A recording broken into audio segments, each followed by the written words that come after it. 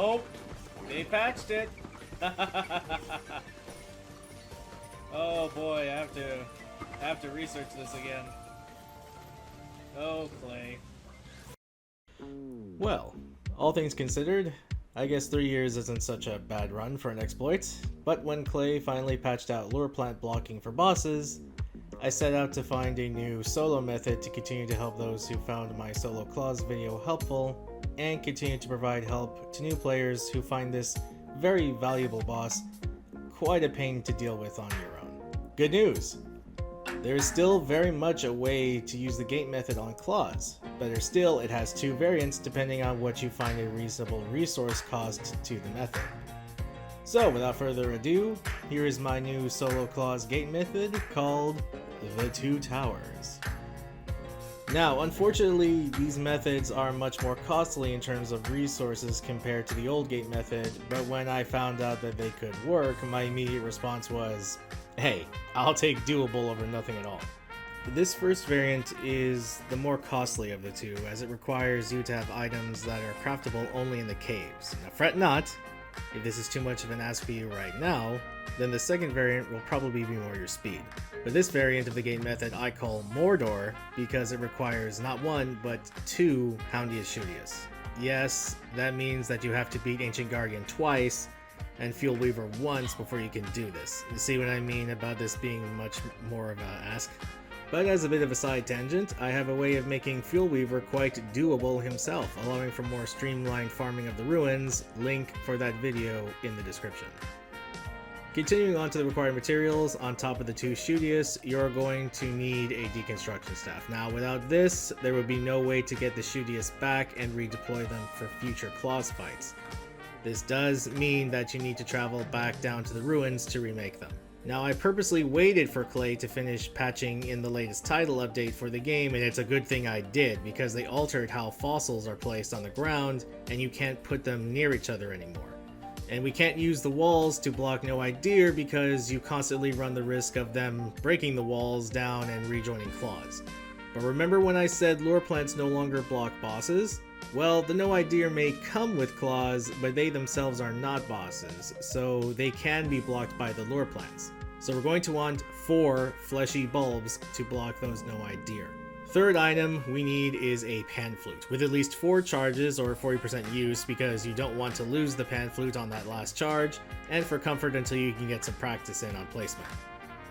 We need to put Klaus to sleep before we put up his gate in the form of the Houndius Shootius, because as soon as he aggroes to us when he spawns, they will start shooting him and he will go to attack them immediately, instead of following you and allowing us to set him and the deer up in their positions. Lastly, you will still want 2 boards for the directional signs to help keep the no-eye deer in place for extra security, as well as a way to provide orientation and testing for the lure plant placements. Alright, so with everything in hand, let's move on to setup and then a quick fight demonstration. Now I have this piece of turf here so that you can measure, even on console, because you always have this outline. We're still going to be using the loot stash for the center of orientation. Don't mind the pink birds, they are just an addition from the Architect Pack mod. I am using a controller on PC, and full disclosure, I am using the mod Geometric Placement, which does help me have this really nice snapping effect to the grid. If I get enough requests, and if some people are having trouble on console, I will do a demonstration without it, and on console itself if need be. But I digress, let's go ahead and begin. Center of orientation is still the loot stash. We're gonna go 4 out. 1, 2, 3, 4. And then we're gonna set up the pen for the no idea, or the 2 gates. Now the reason we go 4 out is because we need to make sure that the deer are caught up in these pens, but they're outside of the range of the Shootius, because when Klaus goes down during the phase transition, they're still active, and if they're in range, the Shootius will start shooting them, so be wary of that. So let's go ahead, and again, this will take a little bit of practice. Be advised, you are not under any time constraint really for setting up these pens.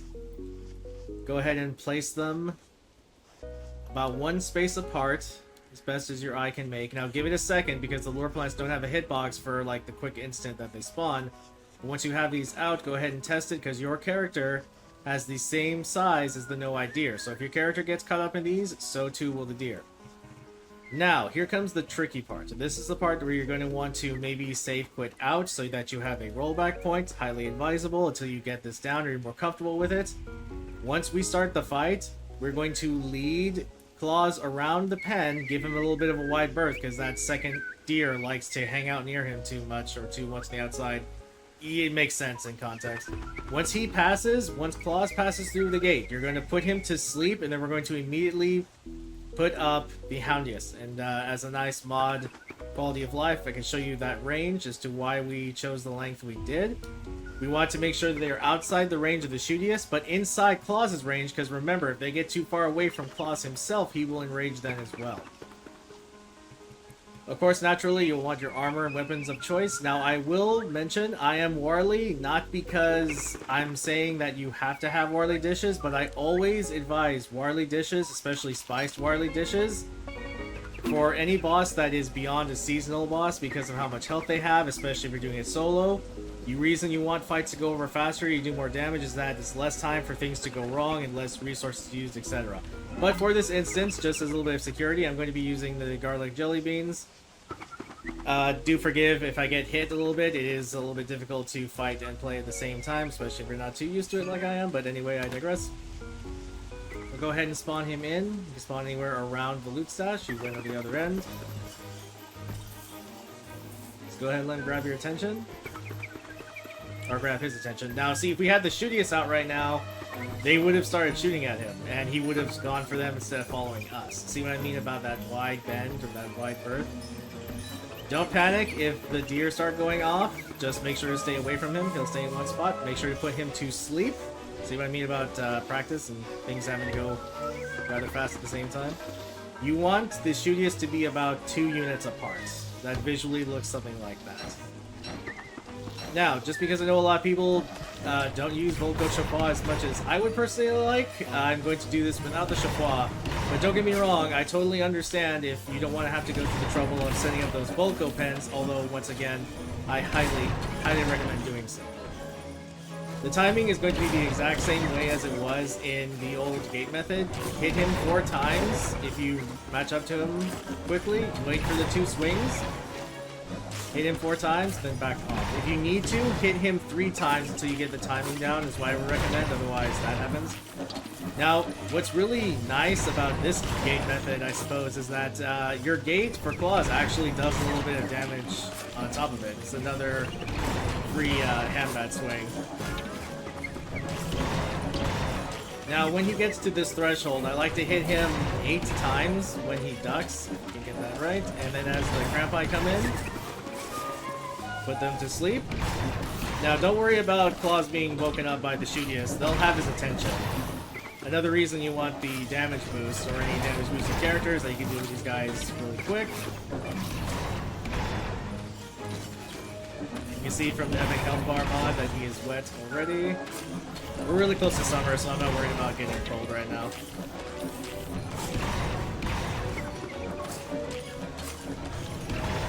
But yeah, the reason you wanted 4 charges on your pan flute is you want 1 charge to make sure it doesn't get destroyed, so use the deconstruction staff on it, remake it, etc.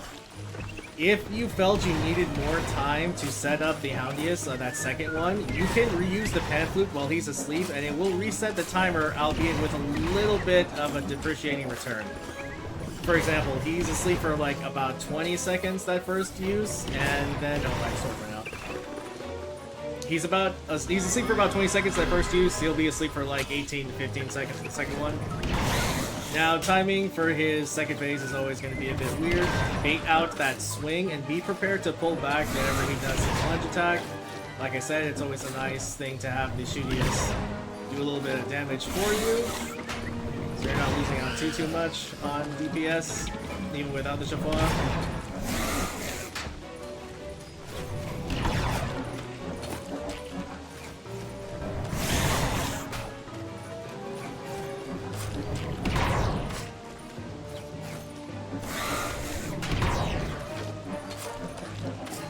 I guess you are a little bit on a timer, because if you'll notice, he does focus and pick one of the Shootius to, well, focus down. Typically, you just hit that second one there. So you can't, unlike before, do this forever. I mean, technically you couldn't with the lure plants either, because something I forgot to mention is that if the lure plants stay there, they are going to spawn the eye plants.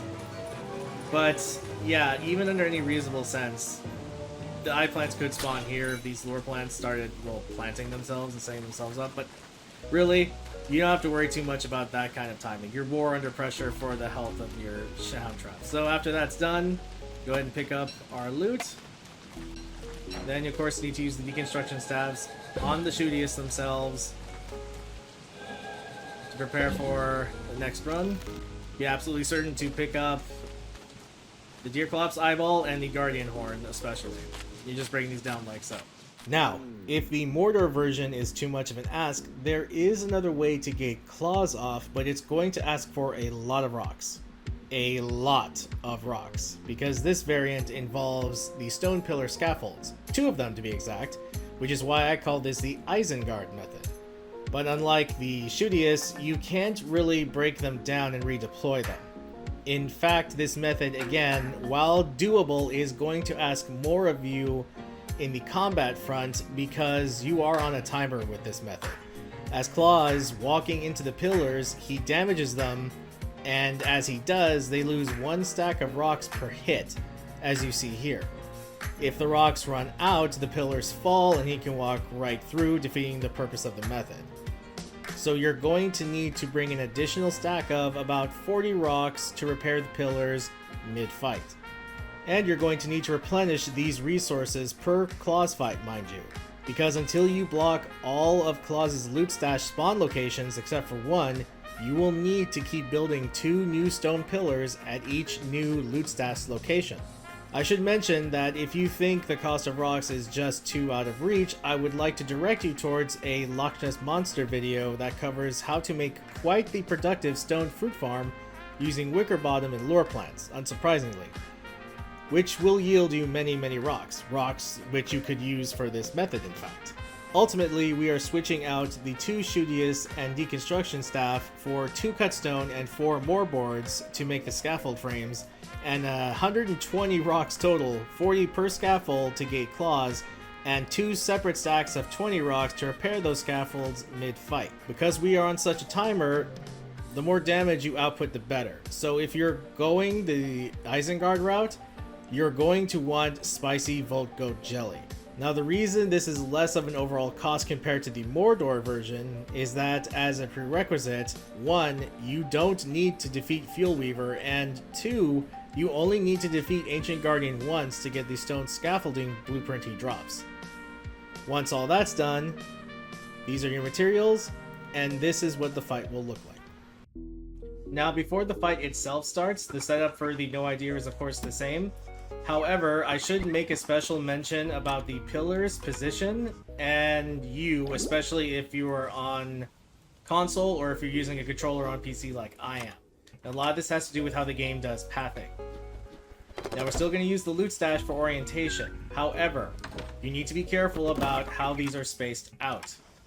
If it's 1 across, you can walk up to Klaus, sure, and he'll still be blocked, but whenever you go to attack, your character is going to just end up pathing around the pillar right in front of Klaus, or right next to him, I should say. Of course, defeating the method. The way to get around this is by placing the scaffolds 2 units across, and then you'll be able to combat direct right up to Klaus and not have to worry about your character. You hold down the attack button and you just walk around right into, well, his Klaus. We have our 2 stacks separate. I'll just leave these over here out of the way, and then we'll do the fight.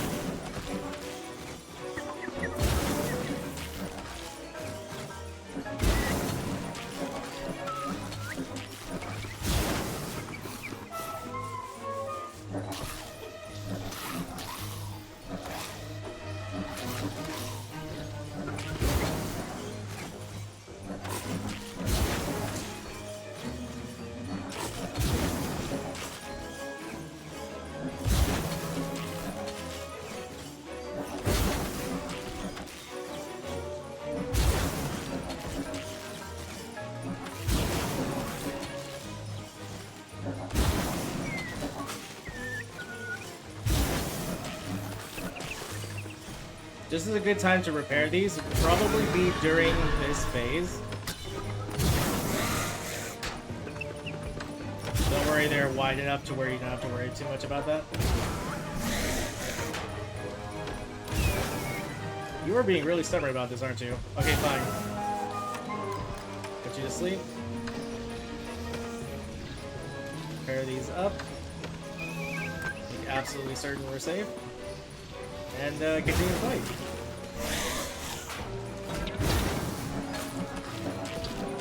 Now, something I will point out is, even though you still want the spicy Volko Shabbat, because even though if a target isn't wet, like you don't have to worry about waiting around for that, I'm still doing 122 damage a swing, and when he's wet, that jumps up to 204.